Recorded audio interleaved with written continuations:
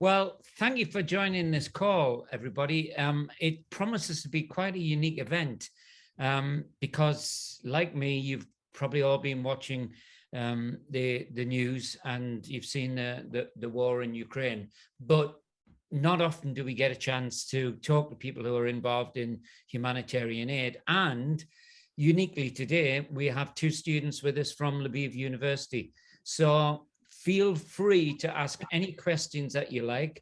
We've also got Jess and Carrigan, who are GDST students joining us from Norwich. And when we get to the Q&A part, they will be asking us questions that you've sent in or questions that they have. So let's just briefly introduce everyone. And if you could just kind of say who you are and what you do in terms of the humanitarian aid. So I'll start briefly. David Price had no involvement in humanitarian aid until February the 24th, when we decided we needed to offer our house to a Ukrainian family.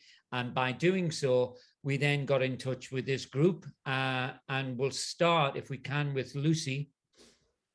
Hi, I'm Lucy. I started working with homeless people a couple of years ago, and when COVID hit, I had a food bank that was run from our home, my partner as well. And obviously, everybody was watching the news of what's going on in the Ukraine. The war's obviously been going on since 2014, but the impact that this has on us as well as Ukraine, it really hits home. Unfortunately, around the world, there's a lot that we could all be doing, but when it's in your region and when it's, something that you're part of, I really felt that we really need to step up big time, because at the end of the day, if we don't step up, who's going to do it? And I couldn't stand by and watch what's going on. So I'll put you over to Will, which will, I'm sure he'll he'll fill you in a little bit from his side. Hi everyone. So like Lou says, I'm Lou's partner. I got involved with the team because Lou set it up. So I wanted to support her and use some of my past experiences to be able to help Lou formulate a good team and start to do the absolutely amazing work she's already doing. I've got a little bit of experience in humanitarian aid work. I did 15 years in the Royal Navy. And as part of that, we built things like orphanages in Sierra Leone. We did disaster relief efforts. We did humanitarian aid in war-torn countries, as well as a bit of time serving in Afghanistan and Iraq as well.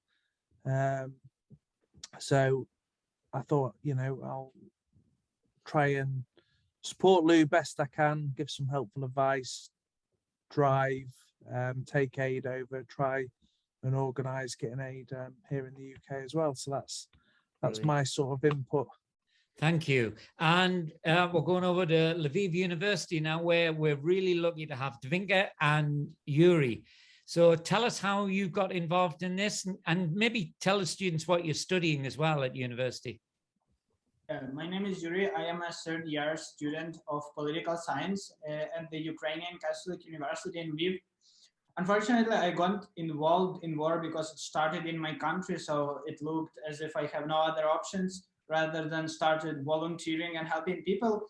I remember, the 24th of February, it was 6 a.m. in the morning. My mom came into my room and said, "Yuri, wake up, the war began." And that was the two words that crushed my worldview at all. As a political science student, as a Ukrainian, and from that moment, together with my friends, we have been volunteering together with the charity organization Ukrainian Students League. We are organizing supplies from Lviv to other regions in Ukraine that are on the front line. So we are helping our civilians and our military forces to be supplied with everything necessary so that we could win this war. Yeah. And Zvinka. My name is Vinka. I'm 19 years. I'm studying in the first grade of business economy in Kyiv School of Economy. And like 24/7. I'm involved in all this volunteering stuff because it is also my country, and I just can't do nothing because I know that lots of my people dying, lots of my people are bombing now actually. So I wake up.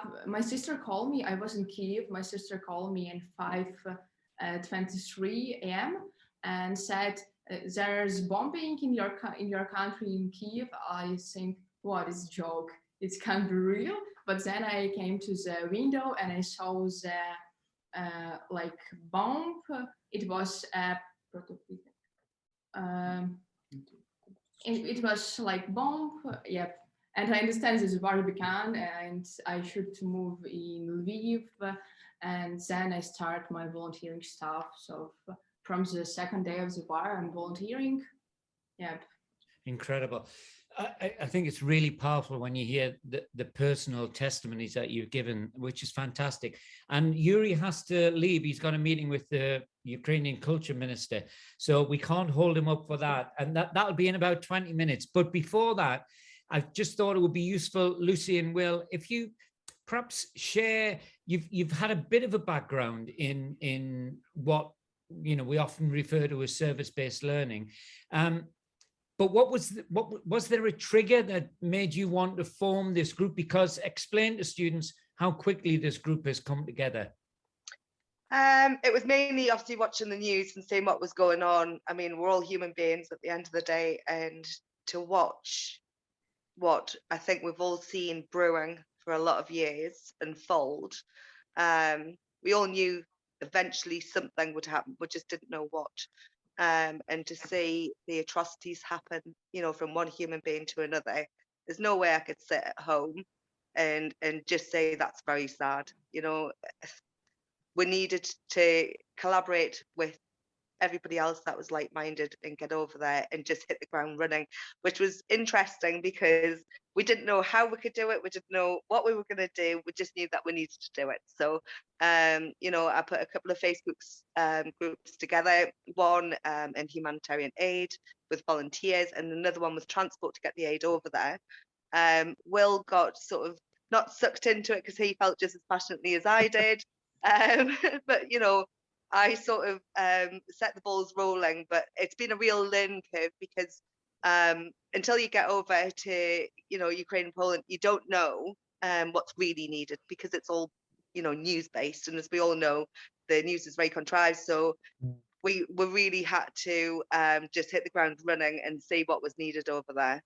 And to put it in a bit of a perspective about sort of speed of setup of the teams, I mean, Lou put those Facebook groups together and really within 2 weeks, I think, was it about 2 weeks? Probably about a week.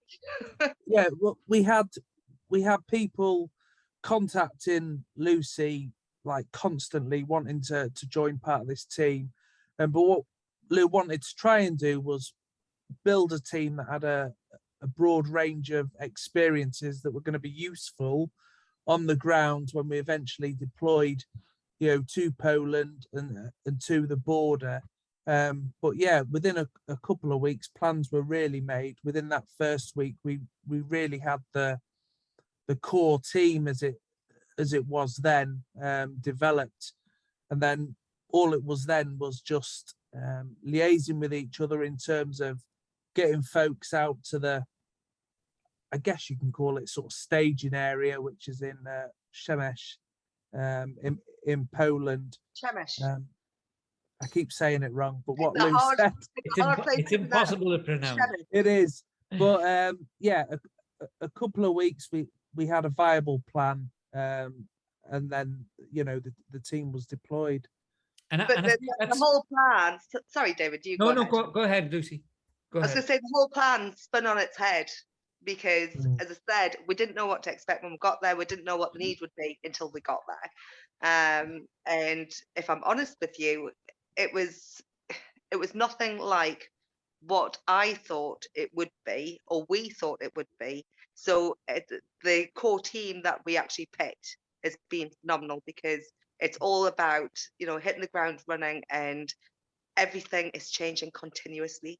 So tell us what you thought you were going to be going into, and just for the benefit of students, Przemyśl is on the Polish-Ukrainian border, and it's one of the busiest crossings when people were leaving Ukraine.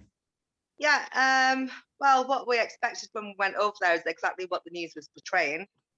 You know, really busy border, people coming over with not a clue of what they were going to do, where they were going to go, and basically to make sure that everybody was fed, given support, and given the direction that, you know, they wanted to go in, whether they stayed in Poland or they went to a different country, which is where Mo, unfortunately she can't be with us today, but where Mo comes in, and you guys, and that was matching families from the UK to obviously refugees from Ukraine. Unfortunately, you know, feeding people was great, but big companies, you know, they stepped up. We've got pizza places there, we've got Italians, we've got all sorts of people. World Kitchen is there. Yeah. Everybody is well catered for. So that part of things only lasted, I would say, no more than a week. And we realized that what we needed to home in on was actually people in Ukraine, not refugees necessarily once they arrived.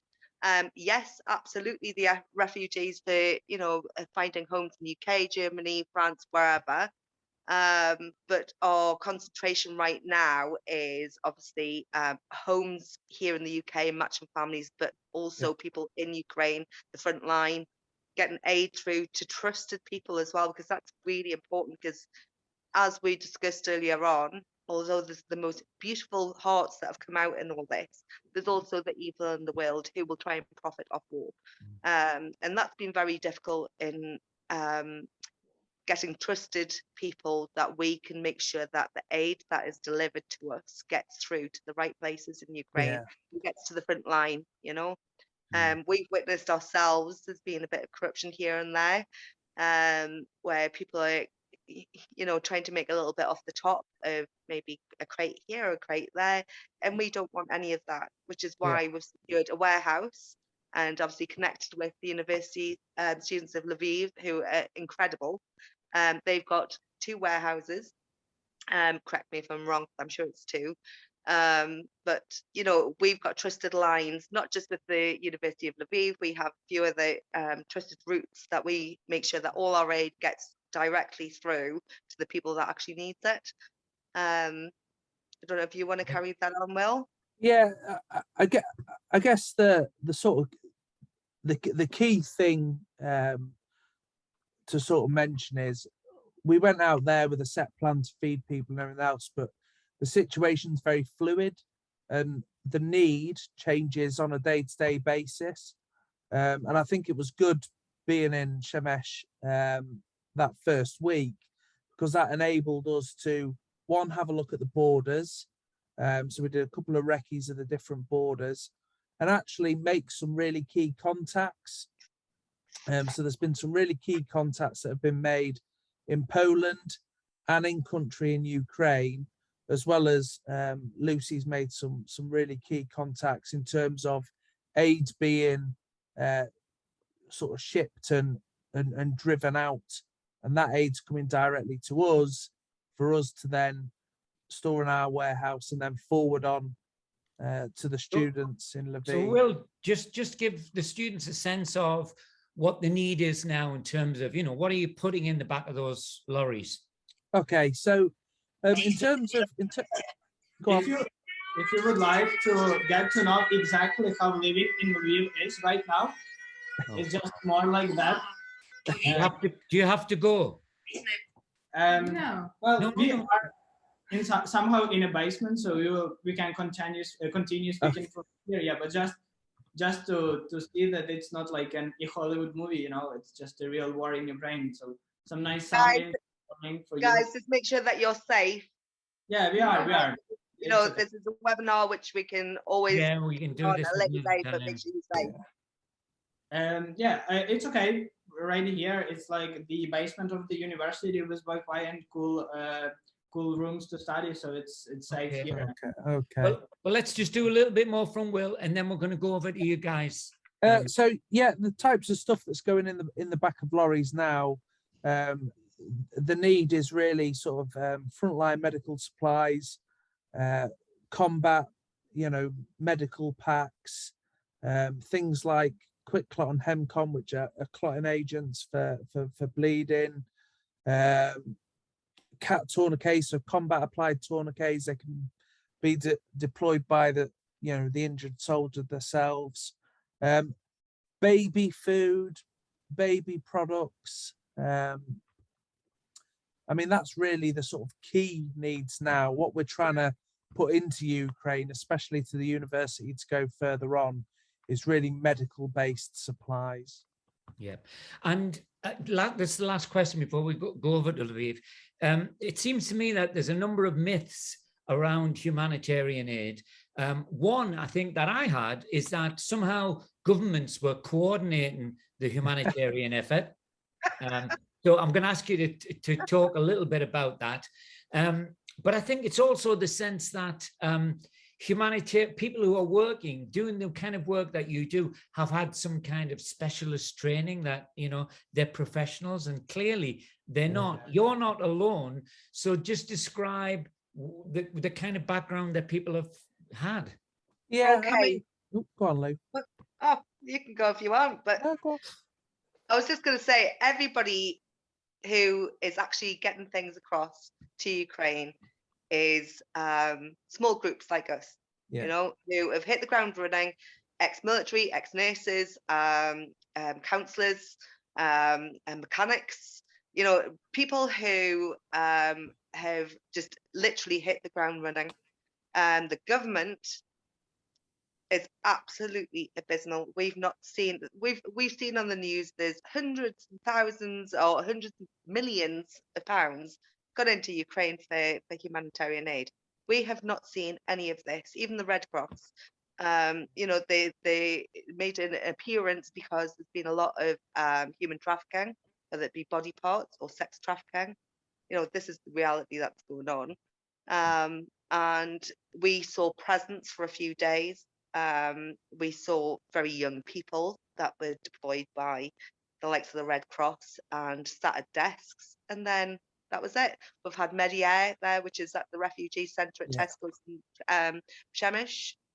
But again, there's nothing that we can see humanitarian aid that's getting through from governments or anywhere else, or the big organisations. It really is the groups of us that's going across and doing this, and it's got to a point now where people's actually getting quite annoyed, because obviously, as I said earlier on, the news is very contrived and it's very sort of homed into what they want you to see rather than actually what's happening.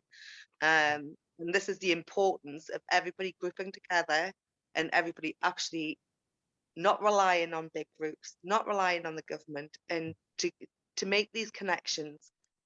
It's also important to keep safe, because connections, people who are lovely, aren't necessarily who they say they are. I'm not going to say exactly which group, but there's a Canadian group that's running at the moment who military from the States. They are over there trying to extract people from Ukraine. In what they're doing, they discovered this group who is a humanitarian group, and they are actually traffickers. This is the reality of what's going on. So not only are we dealing with the fact that the NGOs, or not the NGOs, but the bigger groups like the Red Cross and Mediair, not doing what they said they were doing, we've also got to make sure that where our aid is going is actually going to these places. Right people. And everybody who we deal with are trusted people, because our lives are in danger. The refugees' lives are in danger. Everybody in Ukraine that's coming out. I mean, can you imagine coming out from Bucha or Mariupol or wherever, and you've gone through these horrible, horrible experiences to be met by human traffickers posing to be aid workers, who are then going to put you and your children, when you've left your husband, your uncle, your brother, your dad, to fight, and your mum, because there's a lot of mums that are staying because they don't want to leave the husbands and the sons, which I totally get, to be put into the back of a van, thinking that you're going to somewhere trusted, and it's not trusted.